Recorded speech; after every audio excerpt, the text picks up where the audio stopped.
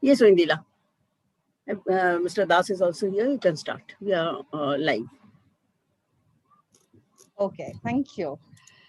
Good evening and welcome all of you to this web session organized by the Techno India Group Skills Academy. Today is World Youth Skills Day.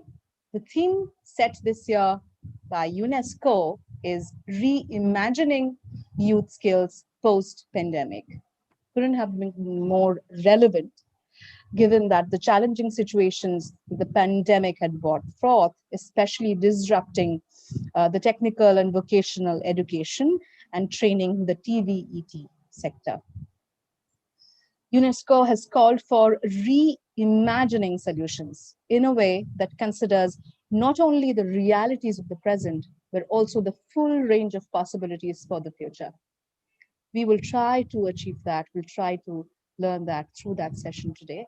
On the occasion of the World Youth Skills Day, we have gathered here today to find out and search for ways to how to recover and strengthen the skills sector. We are exceptionally fortunate to have with us eminent speakers and leaders who have immense experience in the sector and have contributed immensely as well. Mr. Rudra Shankar Roy, Mr. Bikram Das, and Mr. Shubhashish Sarkar. We will get to hear their experience, their idea on how fast and effectively we can take control and come out of the situation and rebuild the skills sector. There's a lot to learn from this session today. As you all know, Techno India Group Skills Academy started its journey from 2019. We're a fairly young unit, but we've made several advancements, and especially tackling the challenges of the pandemic, we've moved several steps ahead. We have health and IT related courses under PBSP Government of West Bengal, and we're trying to do our bit, definitely. This will be a very engrossing session, and thank you so much to our speakers for being with us today. We will open the session with a welcome address by our Vice Chancellor of Sister Nivedita University, Professor Dr. Dhrubajyoti Chattopadhyay. Sir.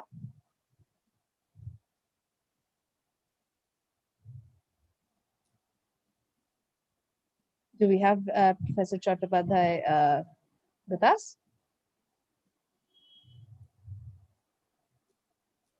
Yes, so you have to unmute yourself.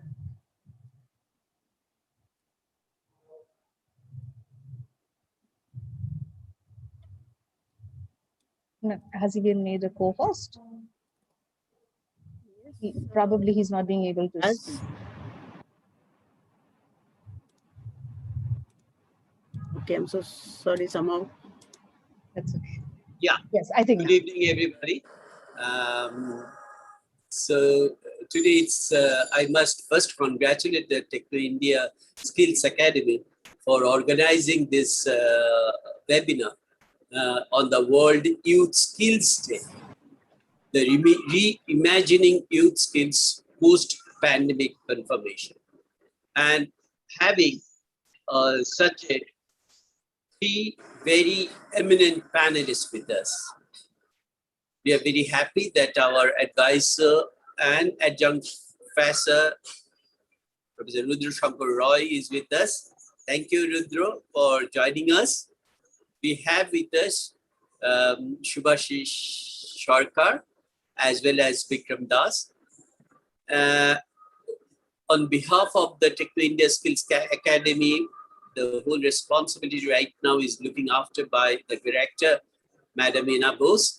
And Madam Ina Bose, I really like to congratulate you also for the consistently you are trying your best, even in this pandemic situation, to do this type of work going on. And along with it, the different types of expansion you are doing in this respect is really very important. Pradyuta is joining us, madam? Yes, he will be there, but he hasn't joined us yet. But okay, he'll be all right. So Pradyut Bishya, our OSD, is also an instrumental for actually helping this academy, along with many other members. Pinaki is one of the most prominent members in that. Now, the youth skills post-pandemic confirmation, if we want to actually discuss. But I think even before COVID-19, the revolutions in technologies, the consumer preferences, and business model were affecting the global workforce. The virus has accelerated and intensified this, and it's forcing the leaders to shift their organization's crisis operations while fundamentally reimagining strategies and business models. Now, the first one, I think the panelists are definitely going to deliver, but to me, how I look at it, I think that expanding the ability to operate at a pace in a fully digital environment, this is something which is becoming very, very important. And this actually will need a double down on tech skills to collect, analyze, and monitor production data. Further, develop the cognitive skills for redesign and innovation. And these cognitive skills are related with the creativity, innovation, problem solving, and ability to manage big projects remotely. These are all coming up.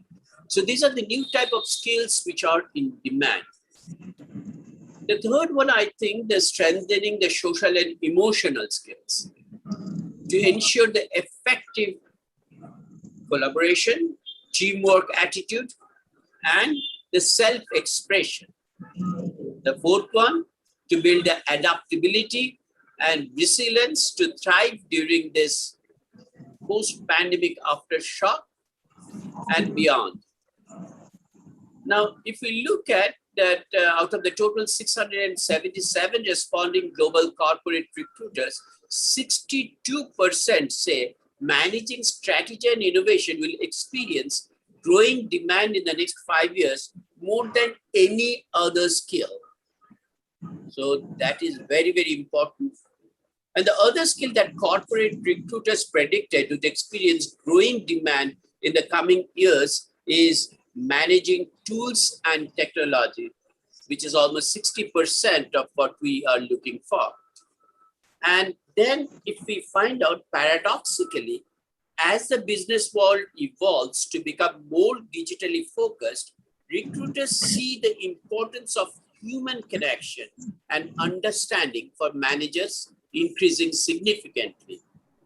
So employees must be equipped to operate remotely, innovate, and adapt. The companies need talent strategies that focus on digital, cognitive, social, emotional, and adaptability and resilience skills. And these are fundamental skills, irrespective of an employee's role. And companies can consider them as a no regret investment. This is one of the terms I want to use, the no regret investment. So this is a new ways of business which become the norm. Now, to end my deliberation, I want to thank the panelists, and I just like that their lecture is going to give us some new direction and new ideas for working and expanding the activities of Techno India Skill Academy. I thank all the participants who are here and who are actually planning to actually come on with our Facebook Live and other things. I also like to thank the Techno India Group for organizing this. Thank you. Thank you, sir. Thank you, sir. Namaskar. Thank you, sir. Thank you, Professor Chattopadhyay. Yes, as Vice Chancellor said, we were looking for directions, and through this session, we hope to find directions moving ahead. I would now request Director Skills Academy, Techno India Group Skills Academy, as well as the Director HR, Industry Connect, and Corporate Communications of SMU and Techno India Group, Ms. Ina Bose, to give her introduction. Thank you, Indira. Before I start, let me thank Mr. Rudro, Shubhashish, and Bikram for agreeing to join this session in such a short notice. We decided all this probably late evening, day before yesterday, and so kind of them to have agreed to take part in this session and enlighten us with their views. For the participants, let me brief everyone what this day is all about. World Youth Skills Day is a United Nations designated event dedicated to the importance of equipping young people around the world with essential skills for employment, work, and entrepreneurship. The United Nations General Assembly had declared this day, the July the 15th, as World Youth Skills Day. This happened in 2014. The day was marked to ensure inclusive and equitable quality education and promote lifelong learning opportunities for all. The World Youth Skills Day also promotes the elimination of gender inequality and ensures access of resources to the vulnerable. This particular year, 2021, has been assigned with a theme by the United Nations as Reimagining Youth Skills Post-Pandemic. So what we feel is that post-pandemic, the nature, characteristics of the need of trained manpower will change quite a lot. I was just listening to the Honorable Prime Minister say a few words this morning on this occasion, and I also was taking part in a FICCI deliberation where healthcare professionals, leaders like Mr. Rupak Borua was there. So I heard them talk, and what I felt is that the focus areas for new skills to come up would be primarily two. One is, of course, technology, mainly IT, and next would be healthcare. These two sectors go hand in hand. Healthcare alone cannot work very efficiently unless they have the help or the assistance of technology. Healthcare, what I'm just repeating what I heard from the eminent speakers of FICCI. What they said is, for COVID-19, the patients are kept in high-end equipment, like the ECMO support and such other things. There are not enough trained manpower to run this machinery. Even for the vaccination purpose, a trained nurse is not required, but a simply trained paramedic can do this. So we need to train our manpower, get them equipped with the knowledge of healthcare support. I don't know whether third wave would be coming or not. I don't know how long COVID will be with us. Probably, as experts say, COVID will be with us for some more time. So now on, probably we'll have to focus more on healthcare supported by IT and other technology. We from Techno India Group Skill Academy, of course, under PBSSD, we have already, before the pandemics, we had started with IT trainings like web development and data entry operators. Post the first phase of pandemic, we started with pharmacy training because that's another need of the hour.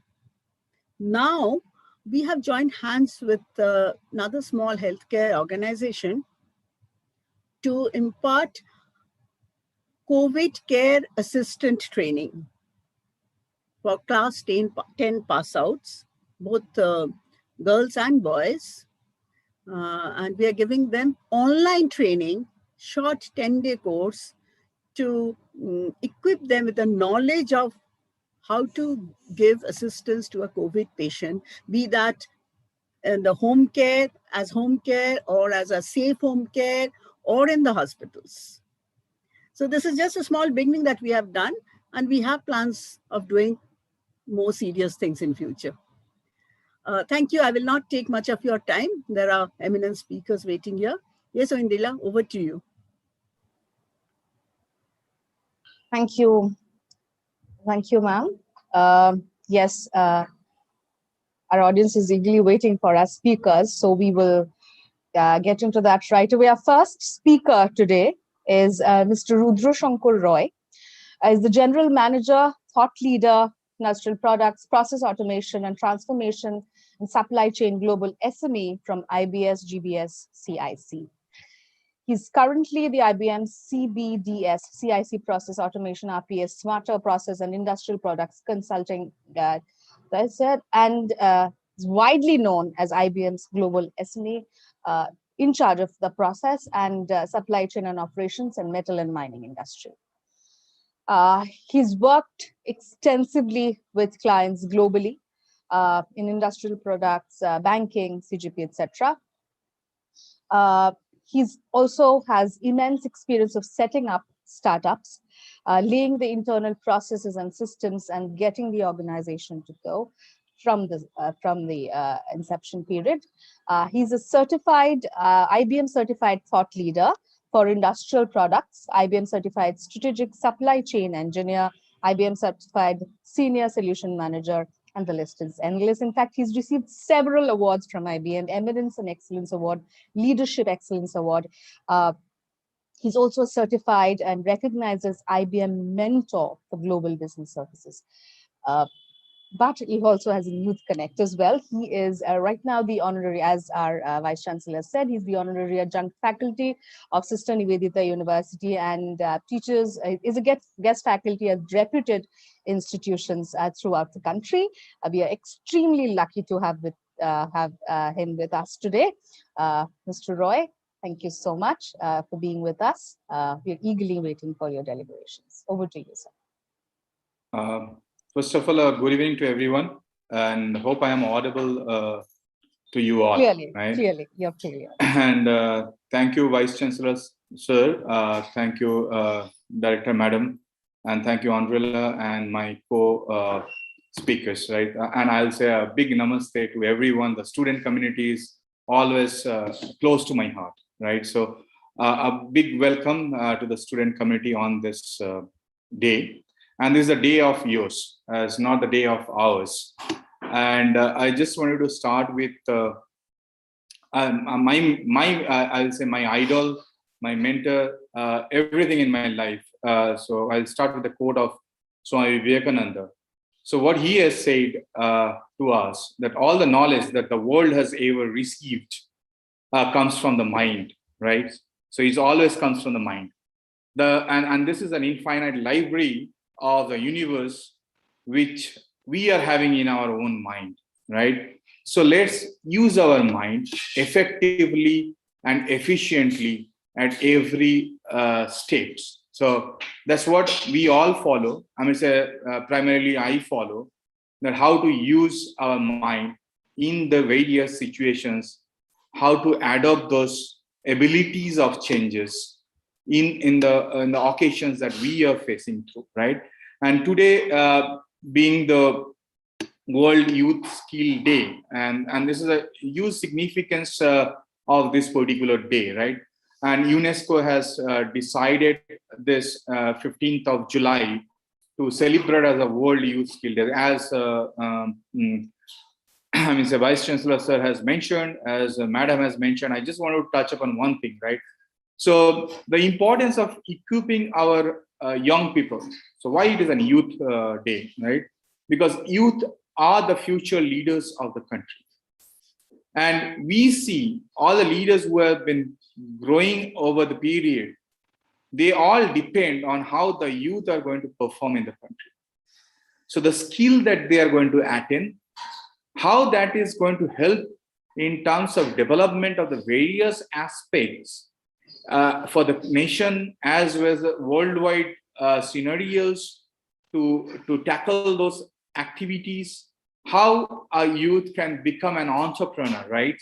So when I say how the youth can become an entrepreneur, so you are finding an employment of yourself. As I mentioned of the quote that I started with, Swami Vivekananda's quote, he always said, everything is in the mind, right? So being a youth, use your mind to find the employment which mapped back to your skills. Sorry, I got some noise out of it. Let me close this out. So that's where an opportunity has to be built up, and those opportunities has to be driven by the skills of an individual, whether it is an employer is providing you that kind of skill, or the institutions are making you equipped to talk to the industry. So I'm saying from the SNU perspective or the Techno India perspective, this is a phenomenal initiative that has been taken as a part of the Skill Academy, because this initiative will build the students for the industry ready. And when you are getting into the industry, these academy initiatives will help you to reskill, upskill, and skill yourself as an individual, where you can use your mind of the skill of the library that you are having. So use your learnings in the industry, which SNU and the Techno India Academy the Skill Academy is helping you in terms of making you acceptable by the industry, right? So I just wanted to make one point to the student here, because I believe the most of the audience here are from the student community. So you need to understand one aspect. You always need to see that there are so many celebrity leaders are here. There is a lot of inspirations we get from those aspiring leaders, or the CXO leaders, or our teachers, mentors, and everyone. So who is the winner today? I see the winner who recognize himself or herself of the inherent qualities that they have. And they keep developing themselves on those skills which is pertaining to the requirement of the business scenarios. And a leader always has the ability to use those skills to achieve their objectives. So wishing a World Youth Skill Day to everyone is not only to wish you, I'm just telling that we need to map ourselves how I am going to fit in the industry and what context, right? Today, if I look the situation, as Madam has mentioned, like, so healthcare is a focus, right? Vice Chancellor sir mentioned about the cognitive, right? He mentioned about the various technology enablers that is going to help us in the various dimensions in terms of achieving those aspects. What we also feel in terms of when you are adapting those skills and you are having an outlook to the industry, you need to understand how the demands are changing. If I look into the today's context of what we call as a new normal, or a pandemic situation, or a humanitarian crisis, because a COVID has changed our life in a various ways, right? So what I mean to say here, we need to understand the demand volatility, because the demands today are really, really volatile. We never thought the small and medium enterprise who were producing the mask would be a necessity of our journey in this particular pandemic situation. We never thought of. So how to produce a mask? That's the skill which the industry helped us to learn, adopt, and then implement those skills. Now, if I look in the context of the pandemic, So most of I mean to say from the, whether it is a retail business or the e-commerce business, we never thought of. When I asked my parents, how are you going to the market to buy your vegetables? Now they are equipped. They have, at the age of say I'm saying that at the age of 70s, 80s or 90s, people are learning how to use and mobilize the applications which will help them to get their essential at the doorsteps. So now when these skills at the age they can learn, being a student, you can understand what is the importance of those skills which is getting penetrated at the demand portfolio. So I would rather stress in this way, to understand the demand is the essence of the skills that we need to add up among ourselves. If we don't have an ability to learn the IT applications, if we don't have an ability, today everything is done virtually, right? Some of us, I'm just going with the pre-pandemic situation, where we never thought our entire session can be delivered over, say, over the virtual mode. We always thought we'll be having a classroom, we'll having a desk, chairs, sitting, taking notes, everything in the classroom, right? We never thought of. Now the technology has changed. Technology is a catalyst to the skills that you have acquired, right? So acquisition of the skills is very important today in terms of how the demand patterns are moving over a period of time. So the skill that what we need to know at this point of time, which is a right fitment for us in the various dimensions that we are having. When I say the right fitment, so yes, in the morning, Prime Minister of our country has emphasized in the various aspects. He talked about the agricultural skills that we need to develop. He talked about the medical, the paramedical, the life science, healthcare, the focus, not only that, right? So those who are, I believe the SNU is also having a wing called the sports management. So this is an untouched niche skills. How the demand are there in the market. If there is a demand in the market and we are the one who are going to service the demand, that is the best skill to attain. So basically, this is also this, I would say the skill demand management is the factor which we all need to look at this point of time. Yes, we need to have a very good understanding of the cognitive era that we are going through.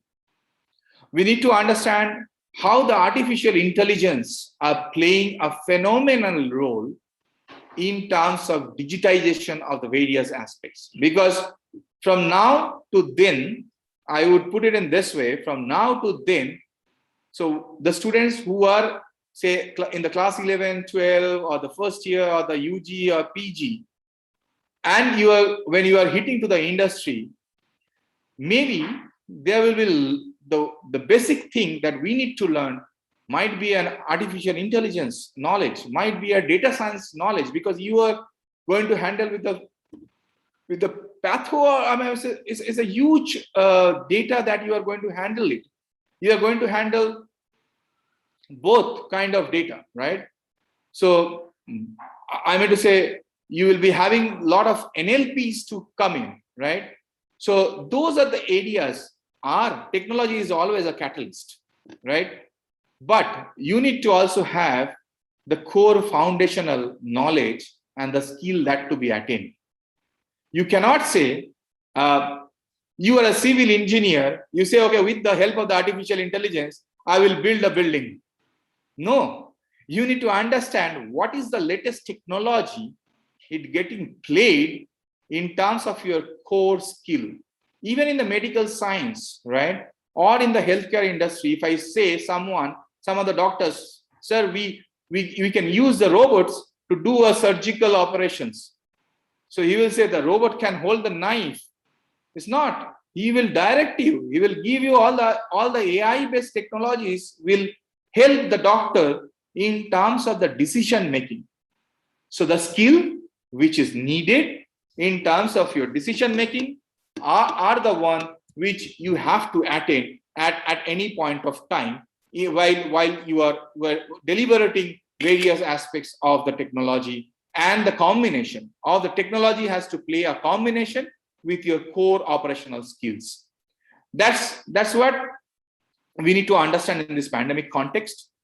And the other things also we need to understand in terms of which are the areas is the biggest challenge, right? Lot of industries, if I look today, the hospitality industry, they are struggling, right?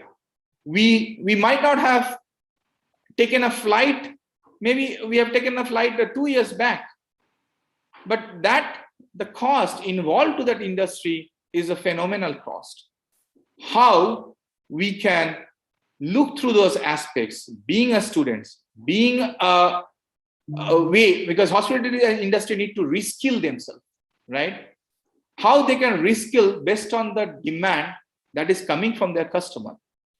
Now, being a student, what everyone need to understand, what is the customer demand, how those demand can be managed, and what the industry is looking for, and where my skills can fit into that.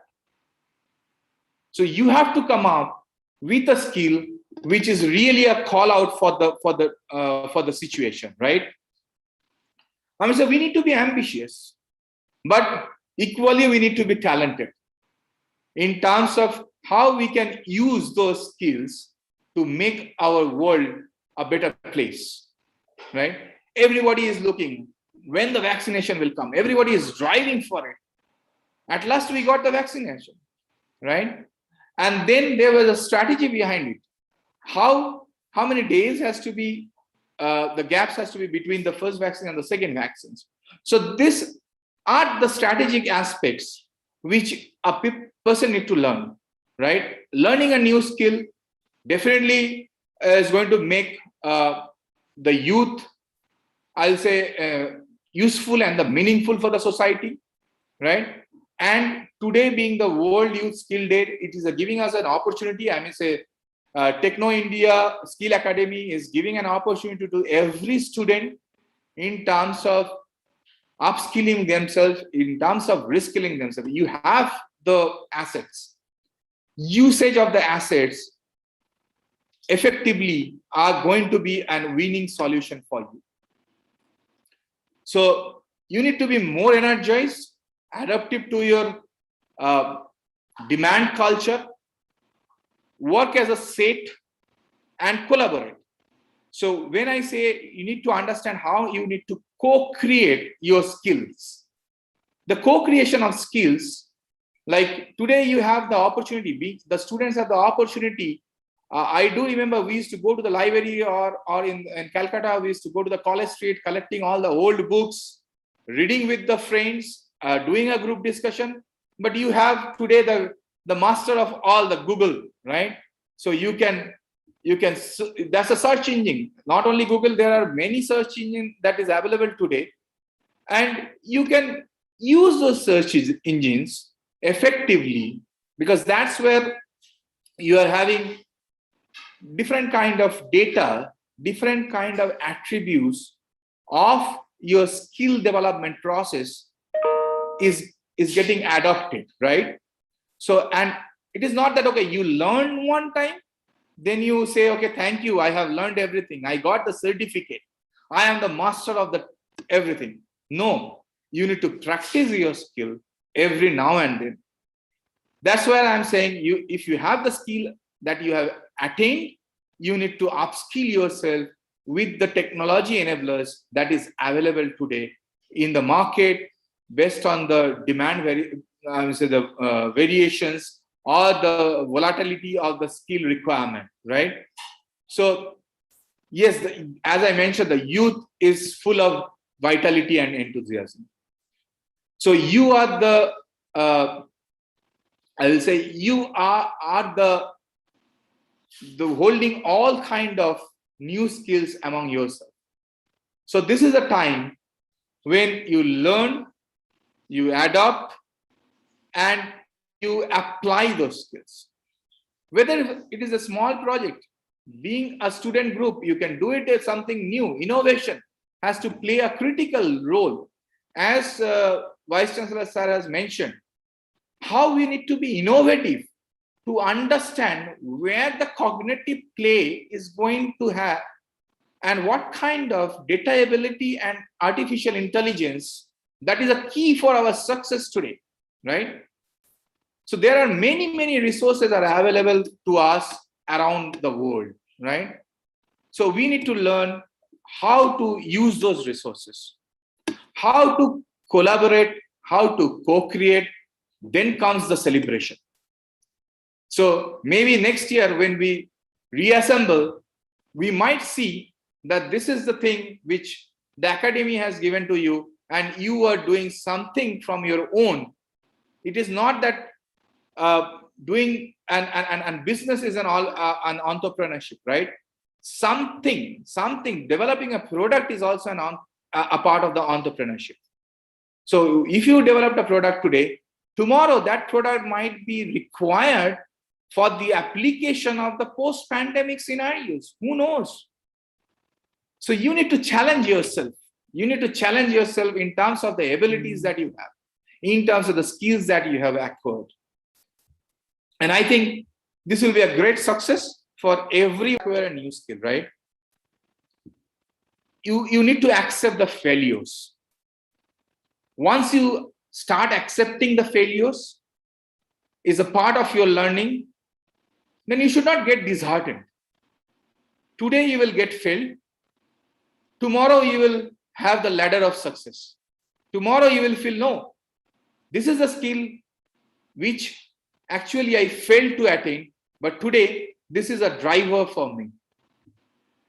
So keep going on, keep going on. Do not, I will say, do not allow any barrier to stop you. Think beyond the barriers, think beyond the boundaries. We never thought this pandemic will hit us and our economic condition will be disrupted. But we overcome the situation. We thought of various alternatives because we had the skill. And I'm proud to be an Indian because we, the Indian, has showed the world how to make the changes, how to adopt those changes. There were a lot of external forces which actually tried to create a barrier among us. But with the progress, no one has able to stop us. This is the best part when we acquired a new skill and started practicing it for the betterment of our life. I would say learning, right? So this is the voice you all should adapt. And maybe you will feel, okay, you are spending, maybe you are spending too much of time, and even we all spend too much of time in our social medias, right? How can we use those time in the social media? I'm not discouraging anyone to learn a new skill out of it. To think aloud, be a thought leader. Be a thought leader in terms of the voices and voice out those concerns in terms of the facts, in terms of the various challenges, in terms of various barriers, and try to resolve those areas where you will be competent enough. Maybe not today, tomorrow you are going to be a striking leader from the SNU and Techno India. Thank you, student, for your patient listening. I pass on to Madam Director and to Andrila for my next fellow speaker to take it up. Thank you, Mr. Roy. Thank you very much. Yes, Indila. Thank you very much, Mr. Roy. Yes, please. Thank you, in fact, for those encouraging words for our students. we would move on to the next speaker now, Mr. Bikram Kumar Dash. He is the State Engagement Officer, West Bengal, Jharkhand, Andaman, Nicobar Islands for National Skill Development Corporation, NSDC. Mr. Dash is a professional associated with the skilling industry for over experience of 21 years. He has worked in different sectors in retail, training, corporate training, skilling under CSR, fee-based skilling in various government schemes of central government as well as state government. Mr. Das is currently, as I said, working with NSDC, but he's also has the immense experience. And prior to NSDC, he's worked with Rajasthan State Livelihood Development Corporation as well, among others. In fact, we're extremely lucky that he took out time from his busy schedule to be with us today to address this session. Mr. Das, over to you. Thank you, Angela. Good evening to all of you, Vice Chancellor Sir, was Madam Director, and I think Pradut Kumarji here, we have already met, and that Mr. Rudra Ji, and we have Subhashi Sarkar, our colleague from ITS SSC. And good evening to all the Techno India staff members who are present, Techno India students groups. Myself, that I, that Mr. said, I love that to interact with the students particularly. Teaching was my passion, my profession, and it was with the dedication I feel that till the point I have done in the starting of my career. I have many students who are still that with me, and they have that is to the topmost level. That maybe chartered accountants, maybe a software professional may have moved to different international countries and all. So we all are in touch today. Also, we are all in touch. And as mentioned by most of the speakers, all the speakers rather, that we have already that explained what the day is today. So it's a great day, World Youth Skill Day. In India, we started it at Skill India Mission, National Skill Development Mission movement, on this day, 15 July in 2015, when Honorable Prime Minister announced its Skill India Mission. And today we have celebrated, this is the 6th year in 2021. In the morning, as mentioned by earlier speakers, that Honorable Prime Minister was there in our event, that event organized by Minister of Skill Development and Entrepreneurship. Our own Skill Development Minister, Sri Dharmendra Pradhanji was there. Our Minister of State, Rajiv Chandrasekharji was there. Secretary of MSD, Additional Secretary, among that others who were there in the morning meeting. And that I'm glad that you people have already watched that one. I'm glad that that as Director Madam said that a lot of events happened today, and she has already attended many of that. So I was also attending one of that FICI, because I was not attending that with full concentration, because I was having a lot of work and other events also going on with Asocham, one of the event, and GTK also was having some of the events on Skill Day. So anyway, so as mentioned, that it was a very quick decision to organize this one. And when that I got the call, I said, okay, you can do it, but you can do it in the late evening because whole day will be busy. Earlier, our program was from 11 to 1:30, so it has been preponed to 10:30 today, so that you got some time. After that, there are a lot of official meetings because the office was not having holiday today. And as mentioned by that eminent speaker today, and later also we have Subhasis. All will speak about IT. As mentioned, that two sectors, that IT and healthcare is going to, be of much more focus, importance during this pandemic. And two IT guys, that IT, Subhasis and earlier speaker in various from IBM, is very so much senior, and has spoken so many good things on IT. So I'd like to focus 2-3 things mainly on healthcare. So healthcare, as mentioned, we have already started working, that whatever the FICI people, FICI Council was saying, that supporting the COVID frontline workers. So on that basis, that last month on 18th of June, Honorable Prime Minister has launched one scheme that is supporting crash course training for COVID frontline workers support. And we have selected 6 QPs, that are job roles, I will say, 6 courses you can say, crash course courses. from our healthcare sector skills councils available courses, and the courses has been chosen by a lead committee headed by Dr. Devi Sethi of Naran Vidyalaya Group, and that our very own chairman and SSC Healthcare SSC, and also involvement of Health Ministry. So that's 6 job roles where we have started training on 18th of June, which was launched by Honorable Prime Minister, as I mentioned. In West Bengal also, we have started one of the center in Paschim Medinipur. So 6 job roles, like that, as I mentioned, very basic care support.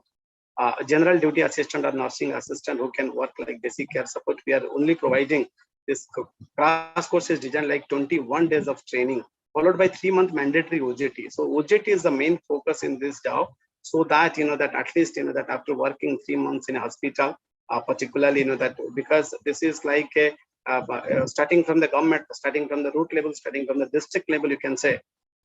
The ministry has initiated that the demand should come from the district level. So with the help of the district authorities like DM and DC and the district skill committees, so we have mobilized the demand from the district level through their district health officers like CMOH or civil surgeon, the different names applicable in different states. So we have aggregated the demand. On that basis, we have allocated certain number of training target to our training providers across the countries in West Bengal also. And those training have started, as I mentioned, from last month. Hopefully, that by October end, that we are going to get about, that though the target is 1 lakh, I don't know 1 lakh when will be completed, but at least we'll get some kind of human resources who will be at least ready if there will be any kind of third wave or a requirement from the general public or the government.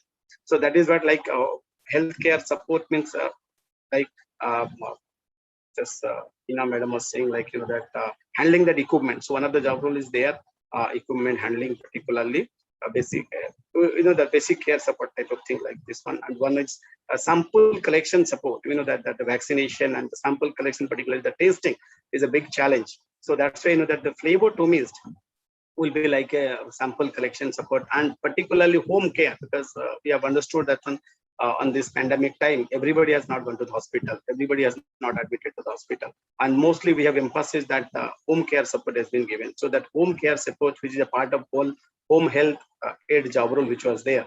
So this type of that 6 job roles are there. 1 lakh training, which is planned, 90,000 fresh skilling, that is the new skilling, new candidate will be skilled, and 10,000, which is like RPL, like upskilling for 7 days. So the fresh skilling will be happening, which is happening rather right now. 21 days of training followed by 3 months of OJT.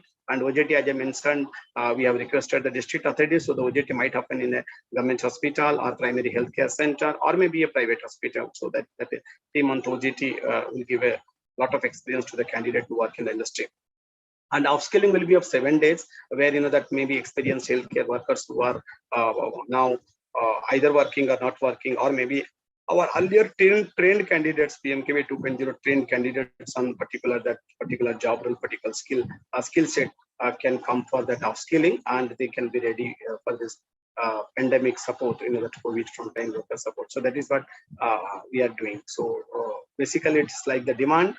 And also the OJT and the placement will be done with the support of the district authorities. It's a top to bottom connection.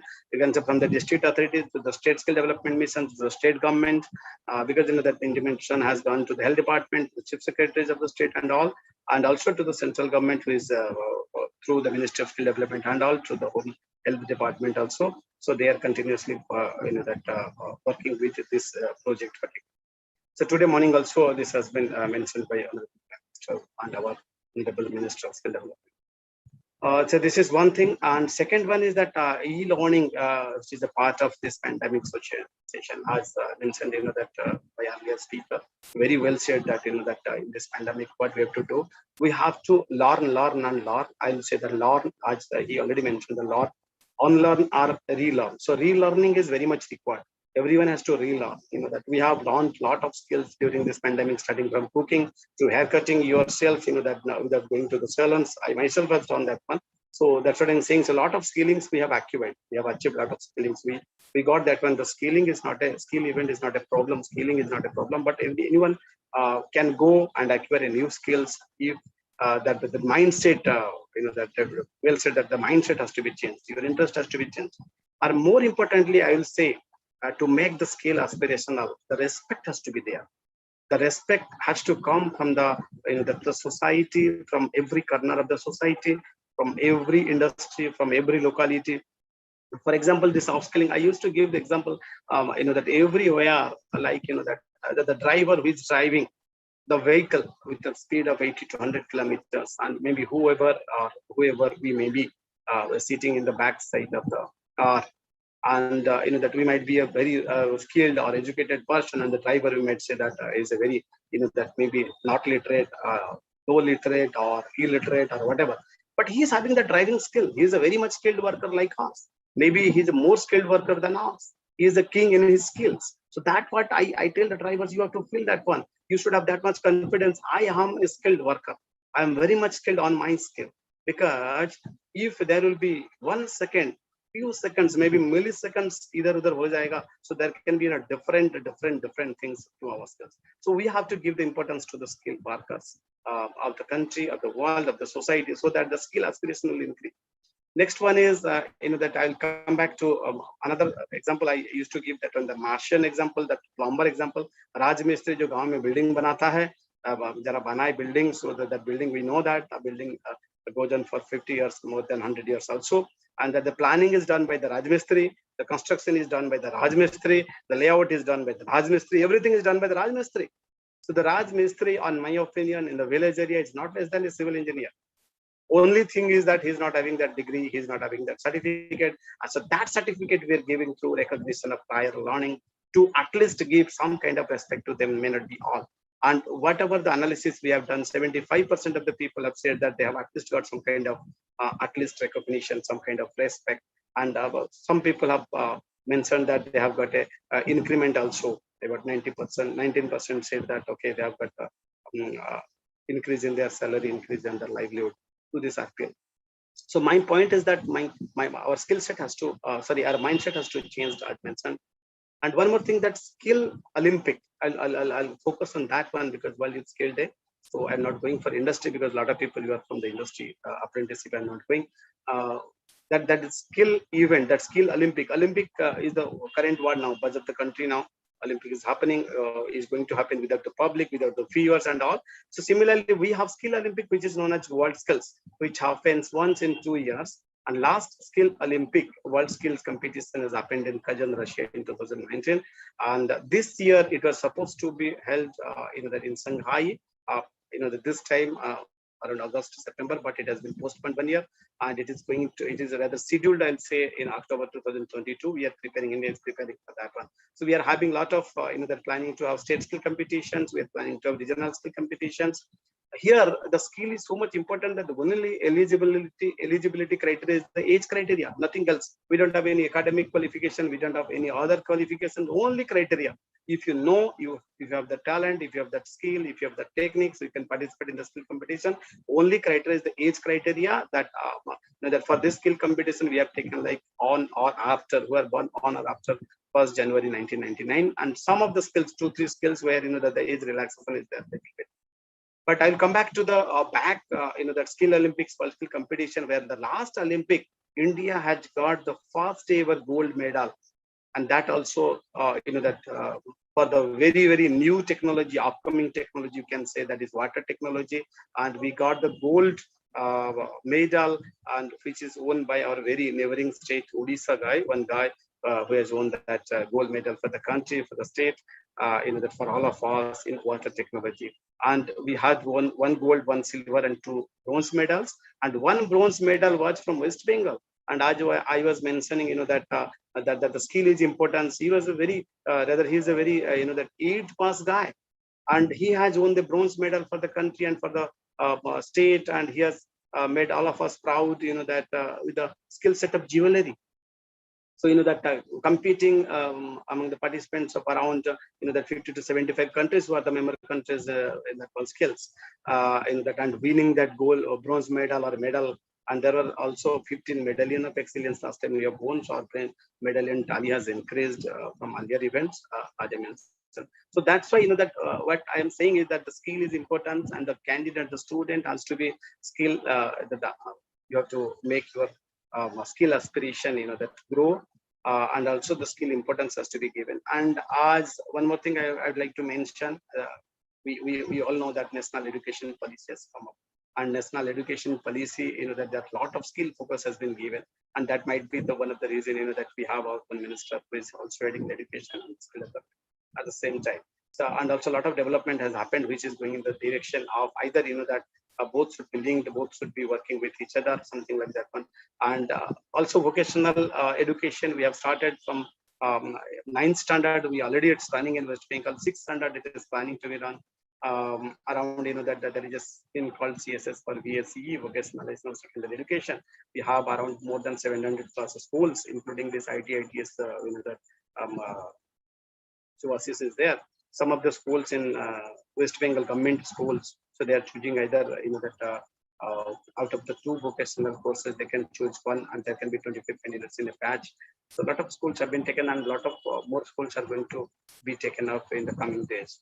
So these are the things, that I think, that I'd like to thank the Techno India groups. They have already established one World Skill Academy rather. So I have already made a lot of discussion has happened, though that we have not come to any concrete decision, but definitely we'll plan to have some kind of center of excellence, or maybe World Skill Academy for particularly this World Skill competition or skill competition, or maybe a TOT Academy, that I would say that Subhash is also, that if he can take for IT, ITS, because they are strong, that they are having that good infrastructure for IT, ITS, at least one TOT or Assessor Academy, that where only the master trainers can be trained or assessor can be trained, and some exceptionally, that high-end courses can be run from level 6, level 7 like this one. So that's what we can take it up. And thanks for organizing such a beautiful event on this very important skill day. Thank you for inviting me, and thank you for highlighting the skills. Thank you. And thank you, Mr. Das, for those very valuable inputs. In fact, moving ahead, they'll definitely be of extreme use to us. Very valuable inputs. And thank you so much. I think VC sir wants to, is applauding vehemently. In fact, from the screen, I can see him. Yes, exceptional. Thank you for sharing all those informations with us. Next speaker Bikram today is very pro in this. I've been listening to him for the last 5 years. He's a pro speaker as far as NSDC is very close to his heart. When he speaks from his heart, I know. Yes, Indira. We have to move on to the next speaker. Final speaker for today is Mr. Subhashish Sarkar. He has an overall experience of 22 years in education and training industry. He started out as a technical trainer and has moved his way to MNCs in various roles like management and operations, strategic planning, business development, and to ensure especially quality standards in various projects. Currently, he is leading several skill initiatives of NASSCOM in the Eastern region. We are extremely lucky to have him with us today. We are eagerly waiting for him to share his experience as well. Mr. Subhashish Sarkar, over to you, sir. Thank you, Indira. Very good evening to all of you. Honorable VC sir, Ina ma'am, thank you for inviting me on this particular special day. This is really a very special day for all of us who are associated with education and skilling. All the fellow panelists, all the esteemed panelists, Mr. Roy and Mr. Bikram Das. And I'm sure there are many people from Techno India Skill University Group who are present, and the participants. As all of us know that we are celebrating a very special day, which is called World Youth Skill Day. And my other panel speakers have already touched upon very, very important points as far as skilling is concerned.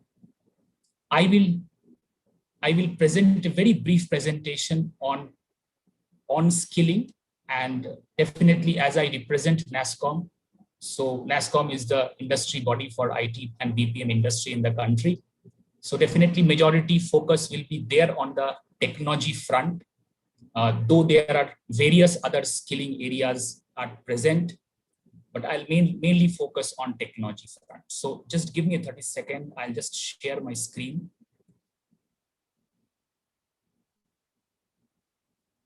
If anyone can confirm if you are able to see my screen, please. Yes, it's visible. Okay, thank you so much. So as we are talking about reimagining youth skills, so out of that, one very, very important thing which is coming out in every discussion is skills. And I am sure this skills has a very, very direct linkage with the industry.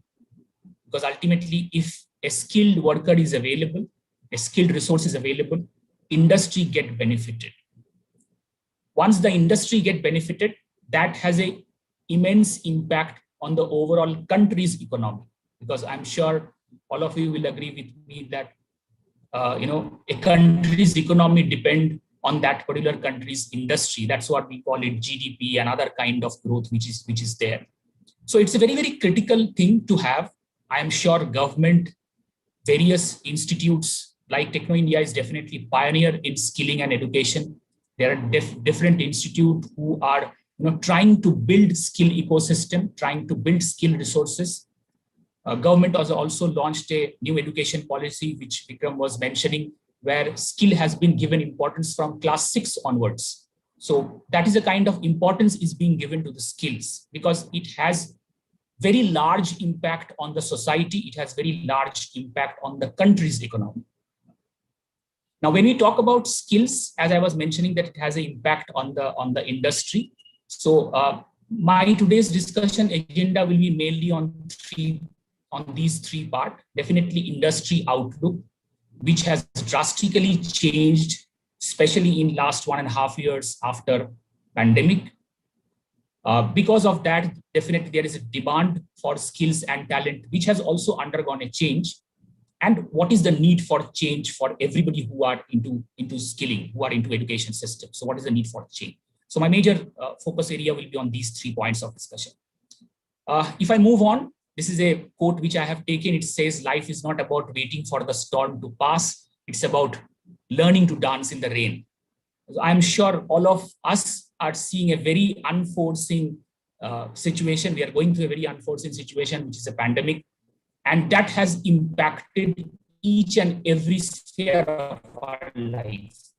It is impacted personally to all of us.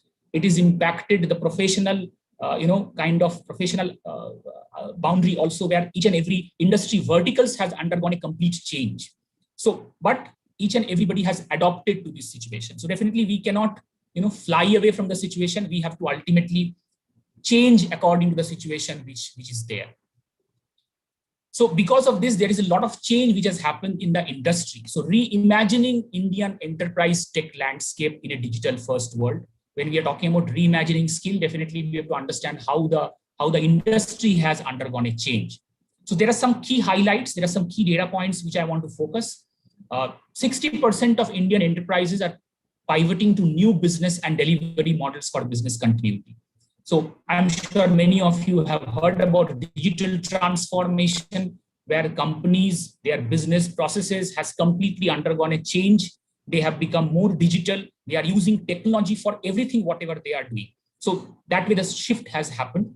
96% of Indian enterprises have increased their budgets for digital investments. I'm sure you have been reading newspaper where there are business verticals, or there are organizations who are not able to cope up, who are making losses. But at the same point of time, there are companies like Big Basket, or there are companies like Roffers, there are companies on digital platform. They are doing really good on Amazon, Amazon, Flipkart. These are all e-commerce companies who are using technology for delivering services to the customers. They have been doing really well. So that gives an indication that industry has adopted the change and industry is changing. 50% of Indian enterprise has prepared for a hybrid work environment. All of us are working from home now. Majority of us are working from home. Definitely, there are some job roles which demand you to be there in the campus, or you demand you to be there in the office, but majority of us are working from home, which we have never seen earlier. And organizations has changed their entire talent management, entire engagement with the talent have undergone a change where all the companies are doing work from home. So you being a future workforce, you also have to adapt to these changes. 28% Indian enterprise are ready to manage human machine workforce. So, the impact of digital transformation is immense, is huge, which is impacting the way the organizations are functioning. And it is being recommended to every organization that you have to change. If you don't change, you will not remain valid, you will not remain viable in the current context. So that's how the industry is changing. There are 5 big themes which has changed, which has emerged. Drastic increase in technology-centric business model. So that each and every organization has moved towards adopting technology. Active reprioritization and variabilization of spend. So each and every company are spending more on digital adoptions. That is very, very important. The speed with which digital transformation were happening with the organizations, maybe they were predicting that they will do digital transformation in 3 to 5 years' time, has completely undergone a change because of this pandemic, and they are implementing that in 1 year time, and maybe 6 months' time, they have completely changed the business vertical. Preference of strategic and stable partners. So, organizations are looking for stable partners who can use technology and innovative commercial construct for digital proposals. So you can see, if you in a nutshell, you can understand that how each and every organizations, ma'am was talking about, your pharma sectors, which is using technology. I would say technology is used starting from aerospace to agriculture nowadays. That is the way we have reached. In fact, agriculture industry is also using technology which we never thought of, which we never dreamt of.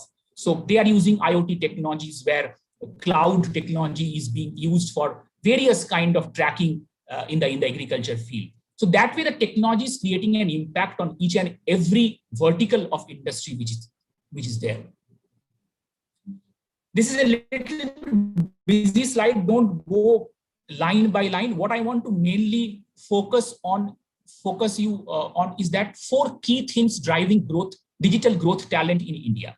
First is definitely post-COVID digital use cases prioritization. As I was mentioning that in each and every sector, you are finding digital disruption is happening. So workplace collaboration, we are all working from home using various kind of digital technology. Online delivery of services are happening. Everybody want to have a touchless kind of a coordination. So you want everything at home because all of us are afraid of going out.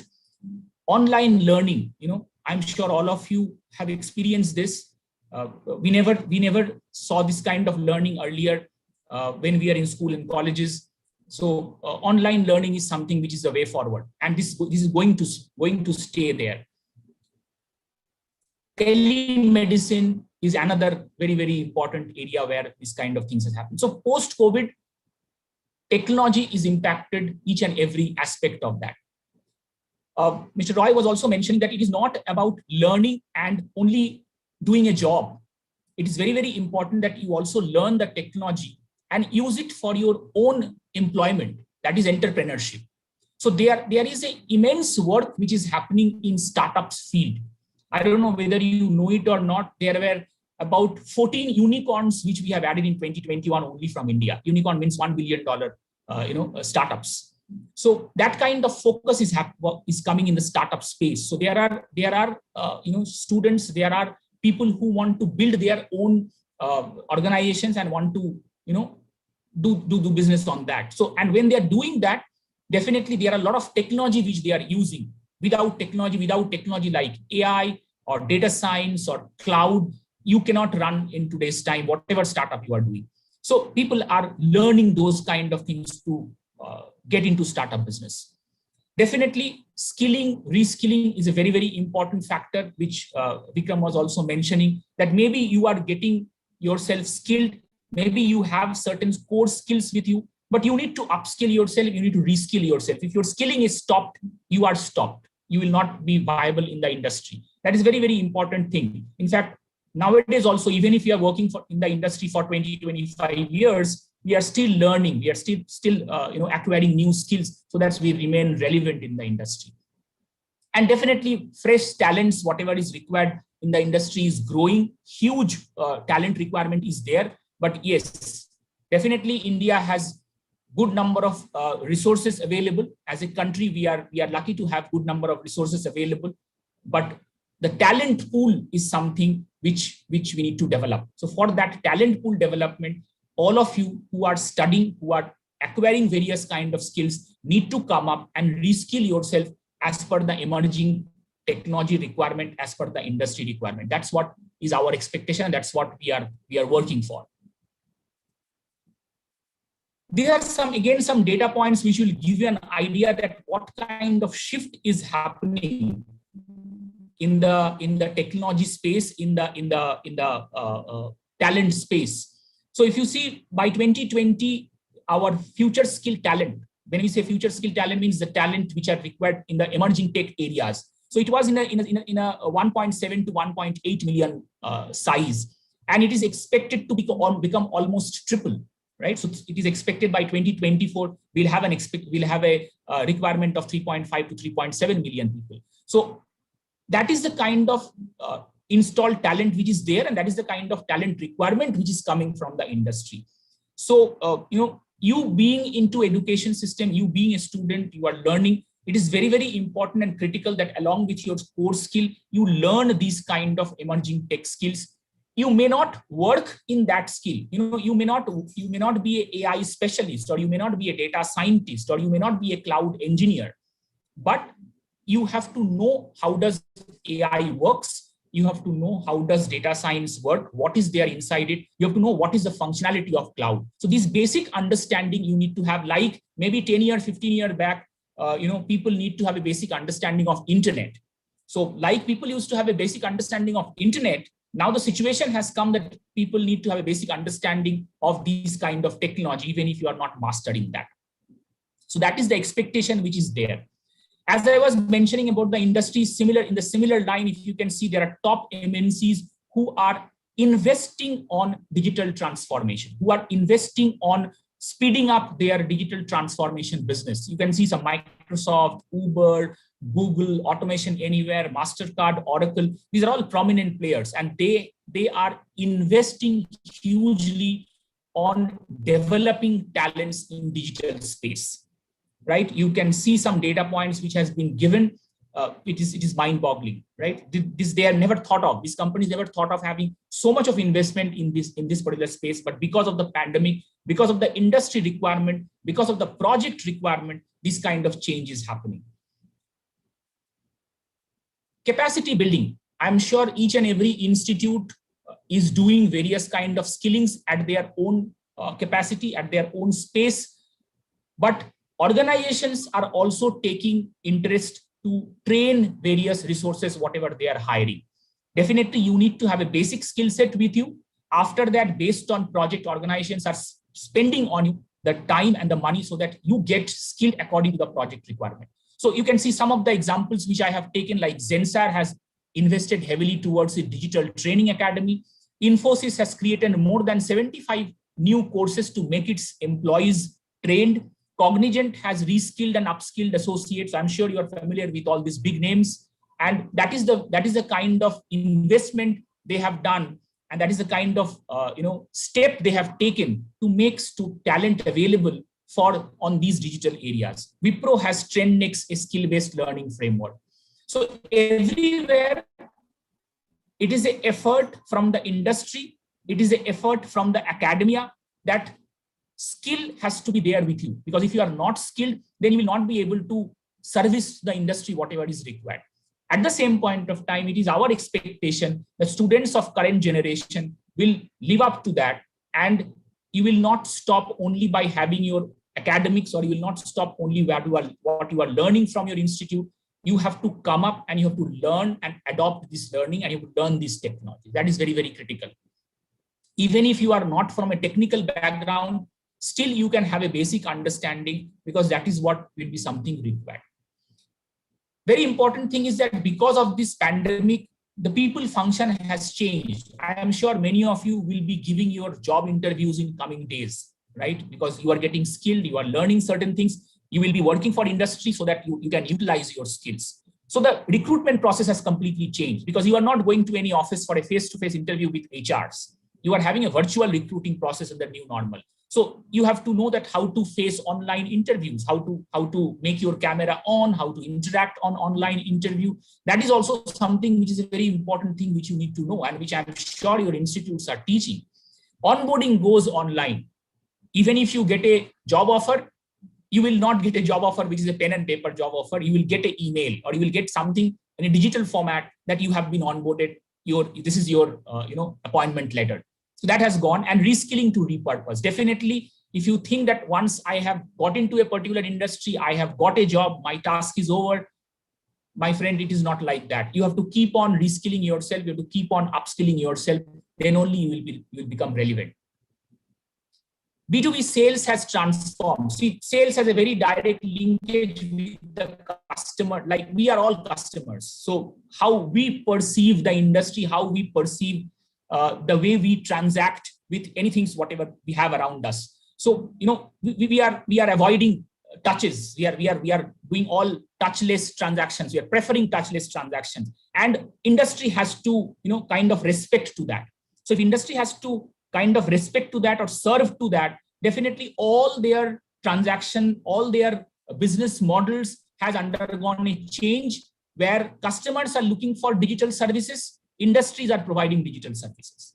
So the way the society is being impacted, the way the industry is being impacted at the same point of time, or rather aligned to that, we as a skilled workforce, we as a skilled talent in the country have to undergo a change. There is no other way about it.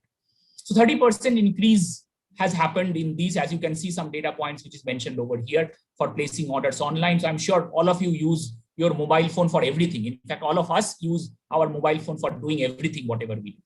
So that is the kind of change which has happened. This is again a very small data point on digital transformation. I have already covered that each and every organization has completely changed the way they have been approaching a business. So a lot of change which has happened as far as digital transformation is concerned. Each and every business vertical. I'm sure when you talk about digital transformation, I'm sure you have heard about something called retail tech or fintech or agri-tech or med-tech. So you can understand, medical companies, retail companies, financial organizations, everything, there is something which is called tech which is getting attached. So that is the impact of technology on each and every business verticals. And it is going to be there. It is going to be more and more prominent. So it will be more wiser for all of us that to learn these technologies so that you can use this technology for whatever you are doing, right? In fact, the days are not far when the farmers also has to learn technology, because the technology will enable farmers to grow their crops in a much more efficient way. And that way, definitely, India as a country will get benefited, right? So that is the kind of impact which digital technologies are creating.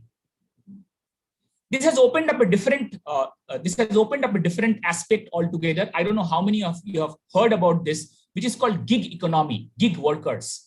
Because there is not much of talents available for all these emerging technology, and the talent is limited, resources are limited. So it is because of these situations, what is happening is that the people who are having the right kind of talents are not only attached to one organization.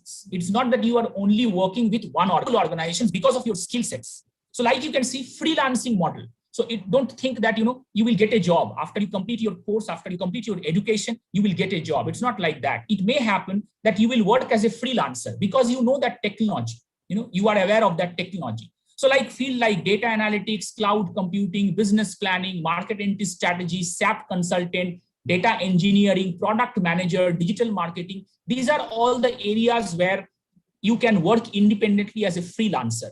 And that is something called gig economy or gig worker, where you as an employee, you will be not attached to one organization. You will be working for various other organizations, which is there wherever this particular skill is required. So definitely that has an advantage, like reduce fixed salary costs. So company are preferring that.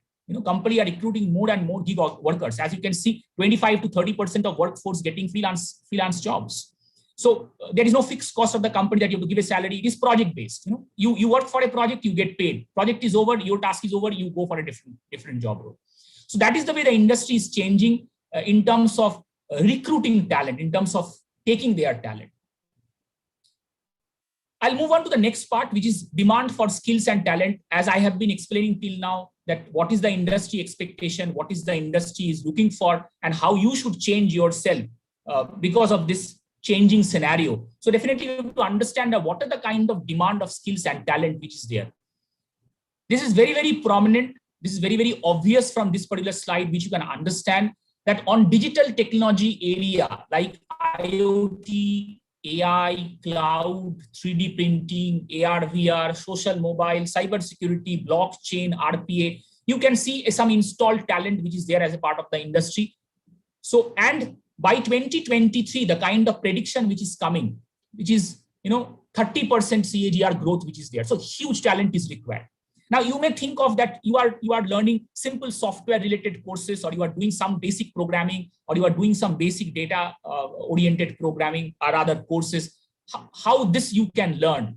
Let me tell you, don't get panicked by seeing the technology name and you don't know anything about the technology. It starts with very basic. You have to first fundamentally understand what does IoT means. What is the IoT function of IoT? You cannot be an IoT developer in one day, but you can definitely know how IoT functions.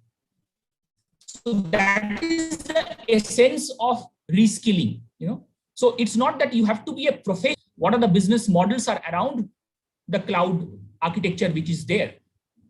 So these are very, very important. Cybersecurity is very, very promising and very, very prominent technology space, I would say, which is there because all of us are using various kind of, transactions on internet. There are a lot of spams, there are a lot of hack which is happening. Hackers are, they're everywhere and they are trying to do something wrong with us. So cybersecurity is an important domain. So you have to know how it happens. Maybe you will not be a cybersecurity specialist, but you have to know what happens in cybersecurity, how you can still protect that. So that is the kind of things which we are looking for. And there is a huge requirement of these talents which will be there going forward. One more very, very important and relevant aspect is that it is not only technology skills. We did a research with all prominent CEOs of the company, CEOs and CXOs of the company. They have made it very, very clear that we are not looking for only talent who know technology. That is there, fine, that is required. But at the same point of time, the people need to have a professional skills. The people need to have a domain knowledge. So when I say professional skills, definitely you need to know what is product management, what is team orientation on team building skills, what is design thinking skills, what is critical decision making power. These are certain skills which industries also look for, which HR people, CEOs look for. So it is not only technology skills, you need to acquire these kind of business skills or professional skills also. And along with that, you have to know domain knowledge. So today, suppose you decide that you will be working for financial organizations, you will be working for a retail sector. You have to know how does a financial organization operate, how does a bank operate. You have to know that. If you are working in a retail sector, you have to know how does a retail sector operate. If you are working in a manufacturing industry, you have to know how does a manufacturing industry operate. Right? So that is called domain knowledge. So you have to have a understanding of how does domain knowledge is important as a student. So composite skill, what we call it, definitely, that is what is something which is relevant. And when we did an exhaustive research, what leaders want is learning agility. In fact, it is required in all of us. If we are not open to learning something new, then that is the end. Very, very hard to, think like that. But if you are not changing, if you are not learning with time, if you are not changing with time, then it is going to be difficult. And companies look for people with open mind, openness to diversity, learning agility, collaborations. These are three key important things which is required. And these are all soft skills. These are all, professional skills which is required, which you need to know. So that is the way the recruitment is changing. It is not only your domain or your core area, your technology skills. Along with that, these are very, very important skills which you need to have. Learning agility is extremely, extremely critical, whereby companies check that if today something is changing and something new thing is coming, is the person, able to cope up with that kind of change which is there or not. So that is what is there. One very important point, almost I have reached the end of my presentation. One very important point is the change of, the way we as an individual, or you as maybe the freshers who will be joining industry in some days time as a student, the way we think about our career. So earlier we had a concept of career ladder, like we start with a very junior executive and then we move ahead on our learning journey and we move ahead in our career graph and we reach a managerial position, senior managerial position, like that. So that is a career ladder. But now it is a career lattice, we are calling it. I mean, industry is calling it. So career lattice is nothing but you may not have a hierarchical change which is there. Once you have an expertise, once you have a skill, once you know a particular subject, a technology, you can work for multiple organizations, you work for multiple domain, multiple verticals. So, it may not be hierarchical, it can be horizontal, you can impact, it is flatter, you can impact various other industry which is present. So from career ladder concept to career lattice concept, that is the way the industry is changing. That is the way the human resources are also looking for that kind of change which is happening. So these are various things which I want to discuss with you, what is the industry outlook, what kind of talent is required and how the industry is looking for this kind of talent, and what is the kind of change which is happening in the overall human resources and talent resources which is happening. I would end my presentation just to give you a very small information on news. NASSCOM being the industry body, we are very much into various kind of skill initiative. We have launched a skilling platform which is called Future Skills Prime in association with MITI, which is Ministry of Electronics and IT. And this particular learning platform is mainly targeted towards emerging technology training. And you can definitely go onto this platform and use this platform and learn various kind of emerging technologies on that. And there are various free courses available on technologies like AI, IoT, data science, cloud. So go to that particular platform, explore your learning, and I'm sure you will become much better prepared for forthcoming industry requirement, whatever is coming. So with that, I come to the end of my presentation. So if you find a path with no obstacles, it probably does not lead anywhere. So you will have challenges. You have to overcome that challenges and you have to be more skilled. So with that, I come to the end of my presentation. Thank you very much for patiently hearing me. And thank you very much, Techno India Skills Academy, for giving me the opportunity to share my views on this. Thank you so much. Over to you, Indila.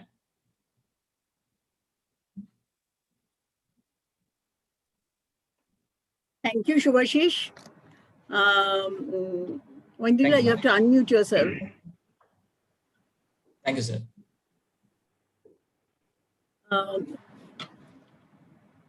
For the information of all concerned, let me tell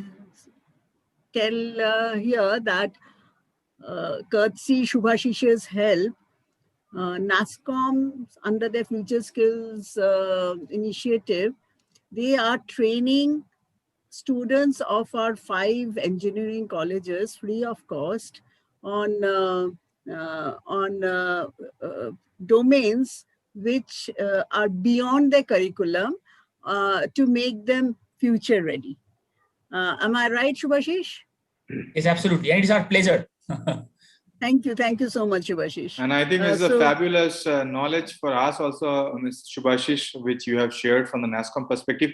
And I think not only Techno India or SNU, I think this can be rolled out to the many institutions across India, because this is a great work that NASSCOM is doing for the country, right? Yeah, surely. And absolutely, Roy, they have made good use of this pandemic when the students are sitting back at home.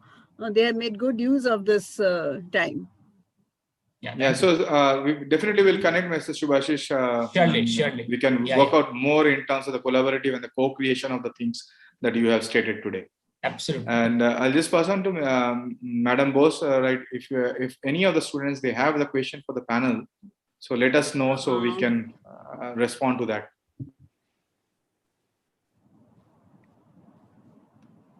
Any question? Indila? Mindila, I think she has lost a connection. There are not too many questions. Only one that I find in the YouTube live. That's for Bikram. Bikram sir. I think someone has raised his hand or her hand. I don't know. I can see that, madam. Yes, why don't they write? Okay, whoever is this, please put your video madam. on. Yeah, hello, Introduce madam. yourself. Put your video on, please. Yeah, madam. My name is Subroto Bhattacharya. Okay, আপনার video of করা রয়েছে। Okay.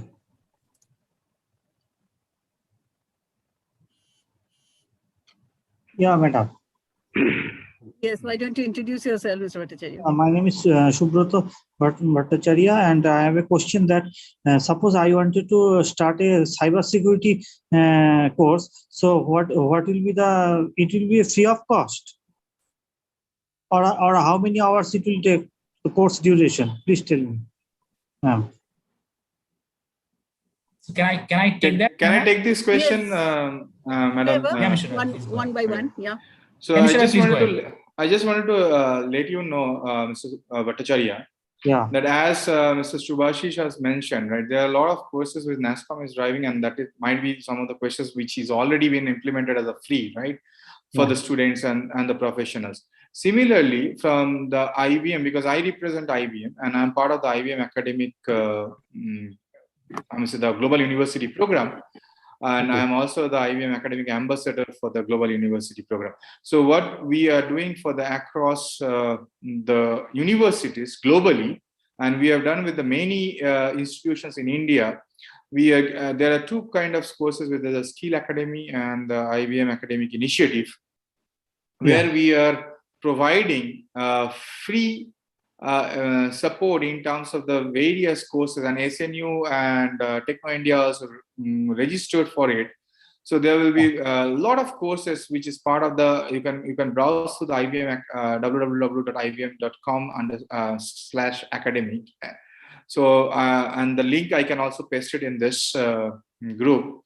In there you can find the various courses, the technology courses in terms of the IoT or cybersecurity, anything, cloud computing, data science. Many courses are there for the various level of people, right? Various level of the students of the institution. So the institution has to come and with their domain ID and the website, and so that we can give the access to the students. And you can reach out to any of our academic ambassadors. And we have our Global University Program lead in India as well as globally. So you can reach out to us as well. So this is a free course, and this is a part of the IBM skill initiative that we are supporting worldwide as a free support in terms of building the skills and the educational system. Okay. And over to you, Subhashish. And time duration? So okay, this is you can do it this course at your convenient time. So there is no specific rule book for it. At the end of the course, you will get a certificate that you have completed this course through IBM. And I think that will be a door opener for you if you are going through this. This will be and there are a lot of global SMEs who support the students into the various courses, and those SMEs are also, can they talk through it? We have a co-lab kind of session, which is a virtual lab kind of things. So the details can be discussed in the various ways, right? So you can get in touch with your institution. Okay. And Vice Chancellor sir is also here, and we had a series of discussion with him. And the Techno India group and the SNU group is getting enrolled with it. So, and not only that, the other institution in India already have enrolled. And I would say that millions of students which were benefited out of this course today.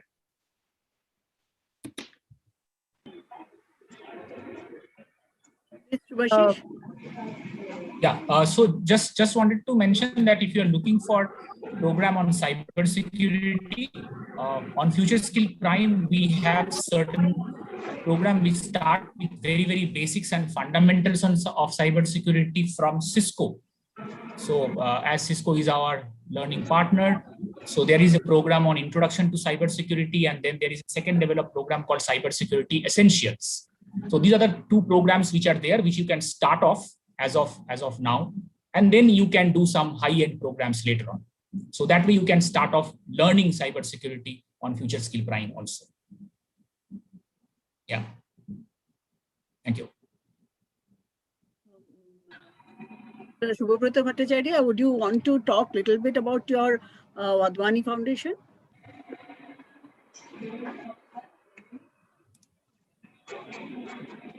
Mr. Bhattacharya?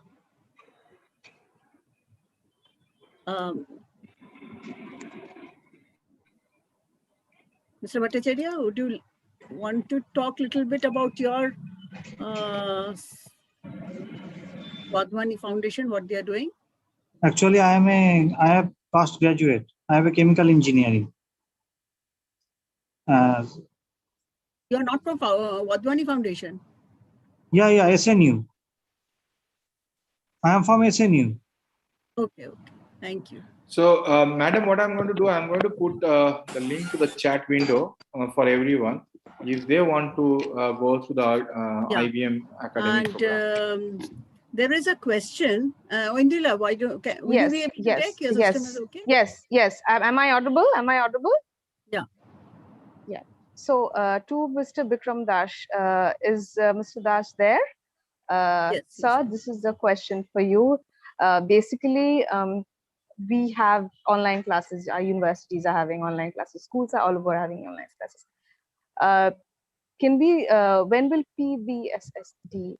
The online classes start for PBSSD, or when is it? Is it going to be sometime in the future? What is the scenario looking at, sir? Yeah. Am I audible? Yes, absolutely, clearly. Online classes, when is going to start, or what is the question? Yes, so PBSSD. During PBSSD. the pandemic, the classes have stopped. So what are the chances that classes will resume, and when? Okay, got it. See, when the online classes will start, if it is PBSSD, the state mission will decide. So I'm not sure on that. And online classes, since that we have the courses, but as I mentioned, that we don't have even the IT also, we don't have 100% online courses for skill sector, which can be taught, that whole online. So that's why we have not started. And second thing is that the lockdown is that the centers are closed by the state governments. Only the state government can say when they are going to open it. And I want to add that cybersecurity and other courses also, we have one, I missed that one. So eSkill India portal. So eSkill India portal is a very good platform. I'll not say that there is 100 hours or 50 hours or 200 hours courses, but there are at least 20 hours, 30 hours courses, which any student can create a login and log on to that site and enroll for a course, and at least he or she can learn the basic during this pandemic to have some kind of skill. And there I found, just I was searching now, that there is something called Microsoft's brief introduction about cybersecurity, that is also free. So most of the course, 80% courses are free, but some of the partner courses which are chargeable, they give the certificate. So that is eSkill India portal. Either you can get it directly or you can get it from our NSDC portal also. So that is hope I have clarified my point on the question. So it will be great, Mr. Das, if you can just put the link to the chat window so that the student can leverage that. I'll do that. Oh, Indila, let me answer the rest of it after what Bikram has said. I understand this matter of classes beginning again, resuming again, was discussed a couple of days back in the ministry. And what I've understood is it's a policy decision which has to be uniform for all the courses. Some courses are depend mostly on physical intervention. Like all courses cannot be taken online. So if they begin the courses, they have to begin it for everyone. So some they will do online, some will remain on hold. That cannot happen.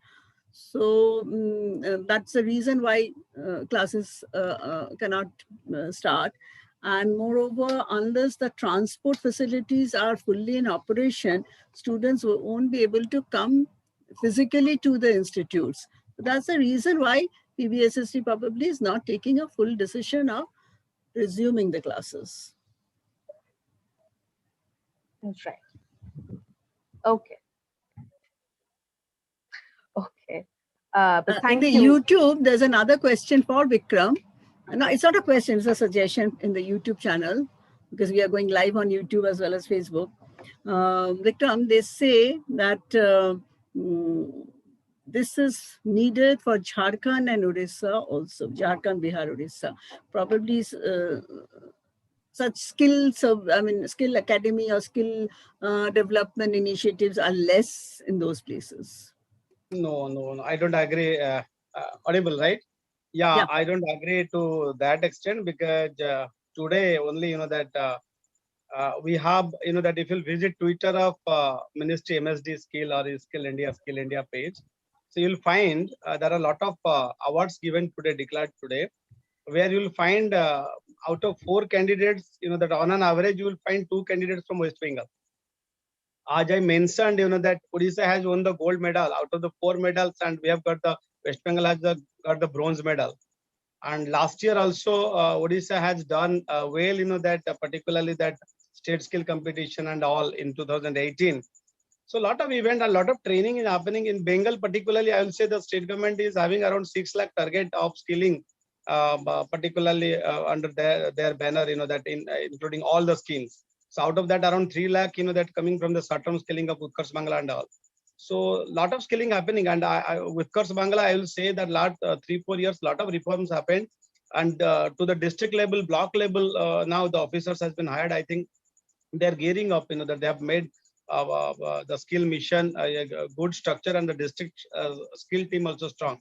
So what we can find, that in coming days, West Bengal, that we also know that we have a good population. So we'll be, that strong enough, that to provide that is the skilled workforce to the country and as well as to the outside. And also, I would like to mention one more thing. Last year, before pandemic, from Jalpaiguri area, rural area, might have mentioned anywhere, 5-4 candidates exactly from the rural area, they have been skilled in basic sewing machine operator and other job roles, and they have sent to international market like Mauritius and Switzerland, that for working in that sector.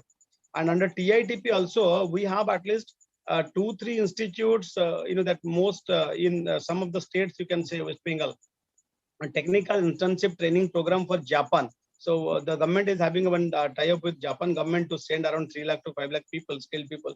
We have sent some people through NSDC, and West Bengal, we have those institutions. We are skilling and we are sending that one. I myself have visited.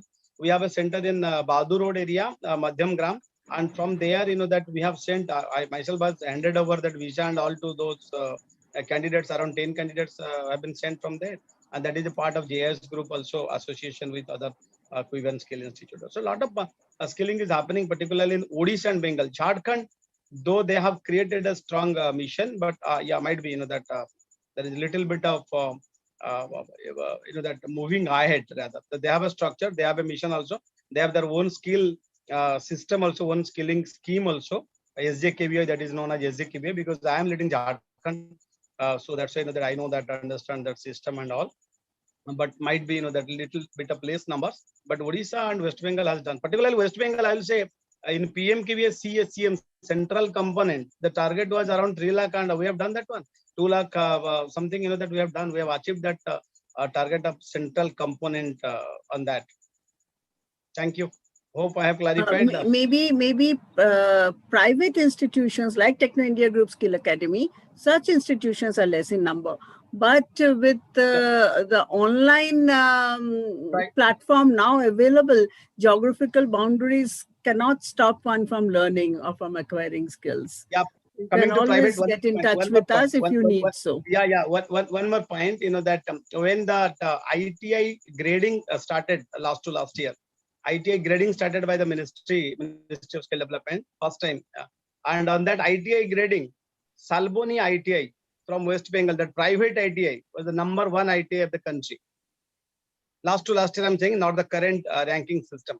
So the private players also are involved. So a lot of private players are there.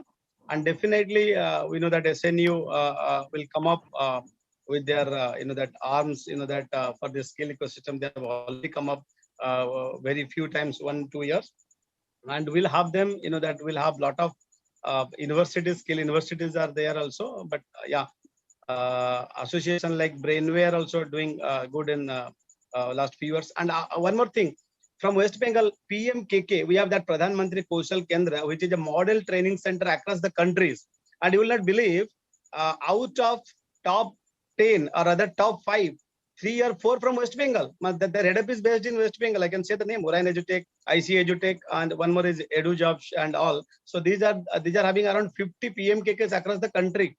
And in West Bengal, they have 5-10s. So they are leading. And the Association of Skill Training Providers, and their secretary and president, that they are also from the private industry of West Bengal. So West Bengal, definitely we have a lot of industries and a lot of training happening, particularly in West Bengal, Odisha and all. Thank you. Thank you, Bikram. Yes, Indila. You're not audible, Indila.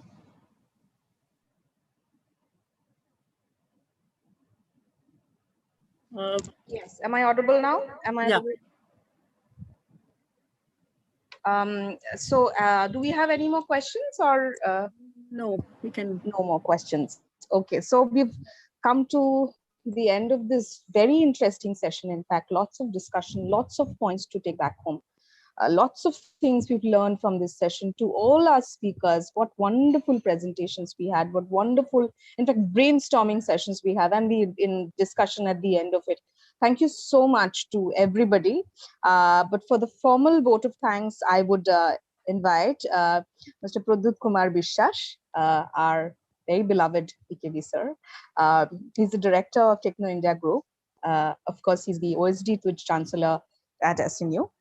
But he was also former executive director of West Bengal Industrial Development Corporation, and has also been associated with HITCO, West Bengal HITCO, from its inception, and was also the former joint managing director of HITCO for a very long time.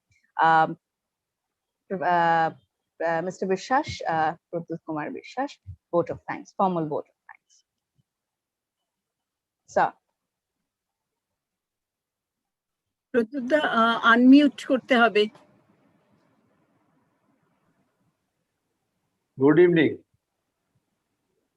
Good evening. You're still in office.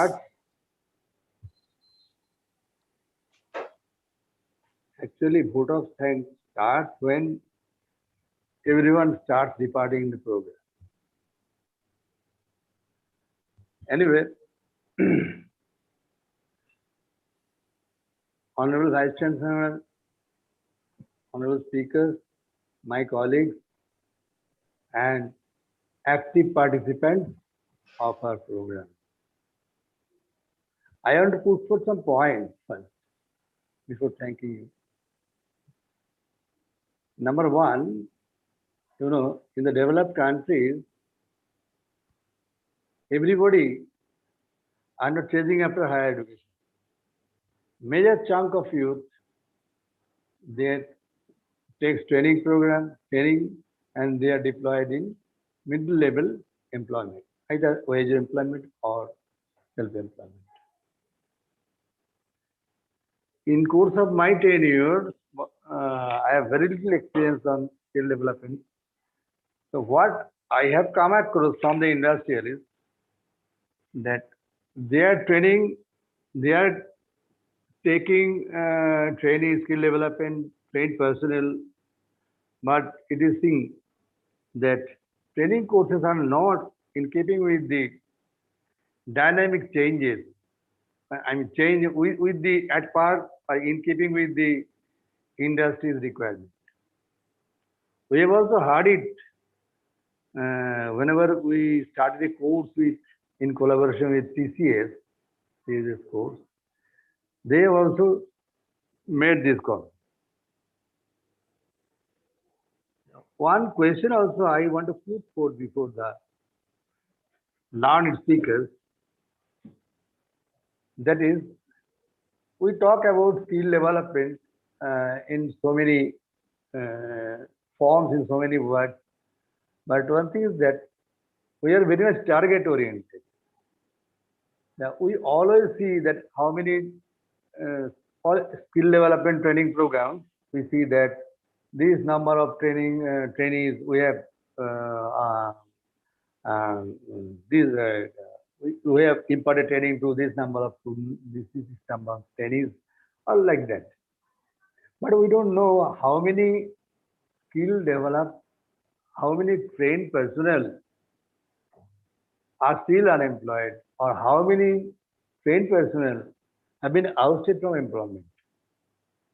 So ousting from employment may not be their fault. It may be the fault of our trainer. Thank you very much. First of all, I want to thank Mr. Rudra Shankar Rai. He's an industry person and he is associated with industrial products, I think. He beautifully explained that we have to have our how to use mindset, how to use our mind. This is very important. How to use our mind. Moreover, he has mentioned that skill development depends on the demand, and we have to see how changes are taking place, and how we are adopting it in the skill development program.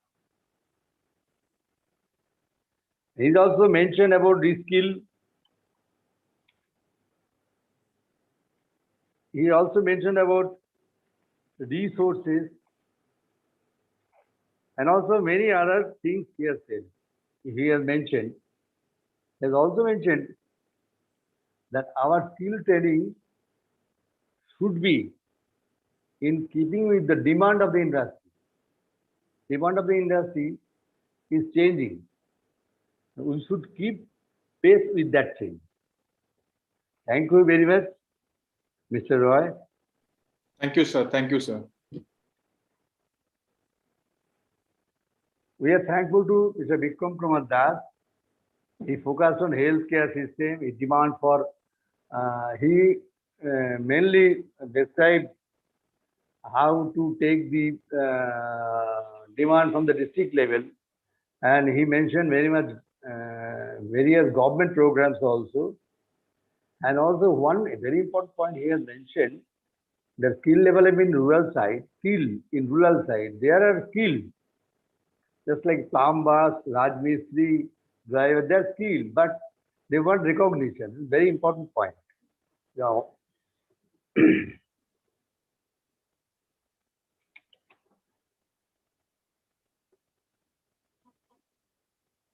he also mentioned eligibility of skill development is not the factor.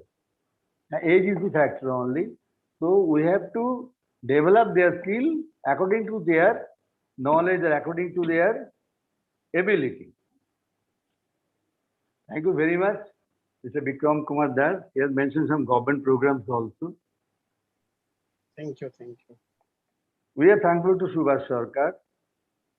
He is laden with so many data and so many information regarding skill development program. Very informative, and also one point he has mentioned, aerospace to agriculture. It's a very good point. The skill development program spectrum is from aerospace to agriculture. A very broad spectrum. Plus, he also mentioned touchless kind of activities. because after COVID, the physical presence, we have to avoid physical presence. That's why touchless kind of activities are to be adopted.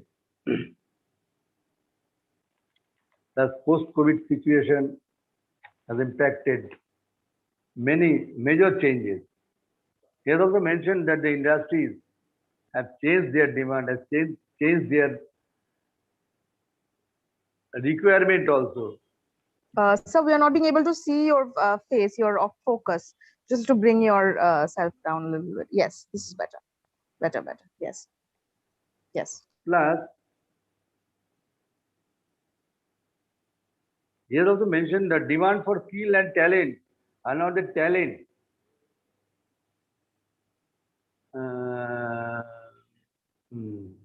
That is there. Talent is okay, but actually industry wants the domain knowledge of professional skills mainly. This point is mentioned.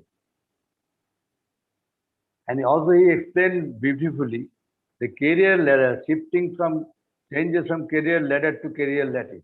It's a very good explanation. We are very much thankful, all of you, and we expect your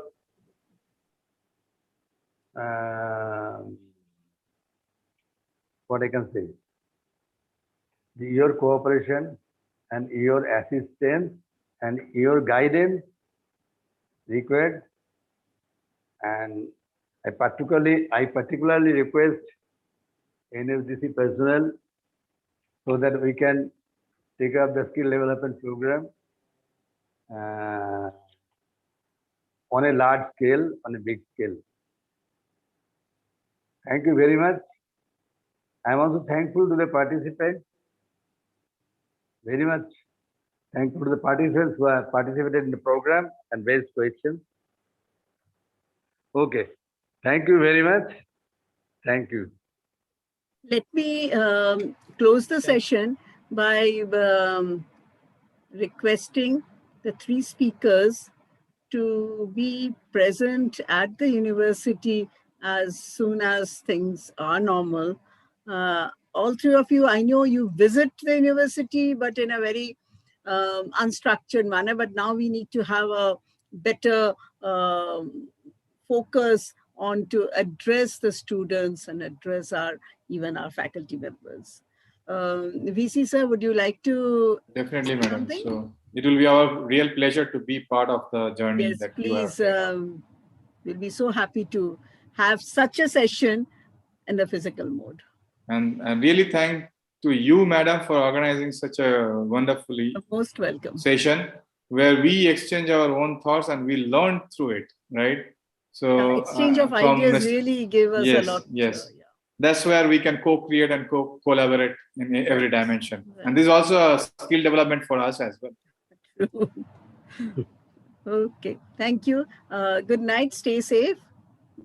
Thank you, VC sir. Thank you. Thank you. Thank you, everyone. Thank you, everyone. Thank you. Stay safe. Thank you. Thank you, Indila. Thank you. Thank you. Thanks a lot.